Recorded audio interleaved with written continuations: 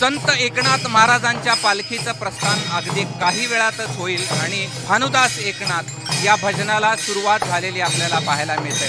मी ज्या ठिकाणी उभा आहे हे नाथांचं जुनं मंदिर आहे, जुना वाडा आहे।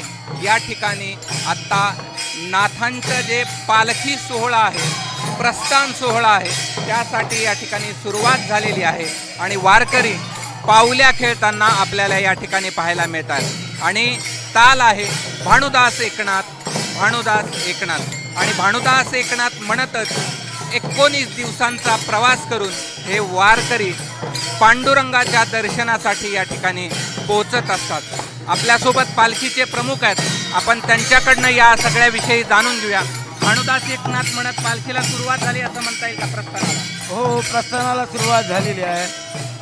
आता भानुदास एकनाथ भजन झाल्यानंतर परंपरेचे अभंग होतील व प्रस्थान होईल।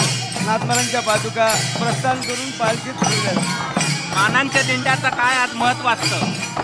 ज्या प्रमुख मानांच्या दिंड्या आहेत ज्यांनी पूर्वापार या सोहळ्याबरोबर चालत आलेल्या आहेत। विदर्भामधून 22 दिवस चालत पैठणपर्यंत येतात आणि परत पैठणपासून 19 दिवस आषाढी पंढरपूरपर्यंत पायी चालत येतात। वारकरी पावल्या खेळतात, असाच उत्साह 19 दिवस असतो। असाच उत्साह 19 दिवस असतो। याहीपेक्षा आता वाढत उत्साह जातो लोकांना। प्रत्येक दिवशी लोकांमध्ये उत्साह वाढलेला असतो की पंढरीरायाची भेट होईपर्यंत हा उत्साह कायम असतो। थोडंसं जरा भानुदास एकनाथ, भानुदास एकनाथ, भानुदास एकनाथ, भानुदास एकनाथ, भानुदास एकनाथ,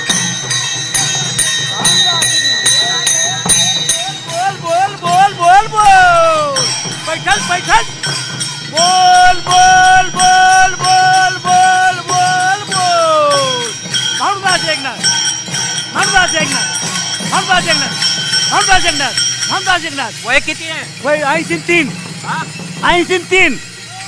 83 सीताराम नेमाने 83 वर्षाचे या ठिकाणी वारकरी आहेत आणि मोठ्या उत्साहात या ठिकाणी भानुदास एकनाथचा गजर ते करत आहेत आणि दिंडी प्रस्थान सोहळ्याला छत्रपती संभाजीनगरच्या पैठणमधून या ठिकाणी सुरुवात झाली आहे। कॅमेरामन धनंजय दारुंटेसह मी कृष्णा केंडे, एबीपी माझा, पैठण, छत्रपती संभाजीनगर।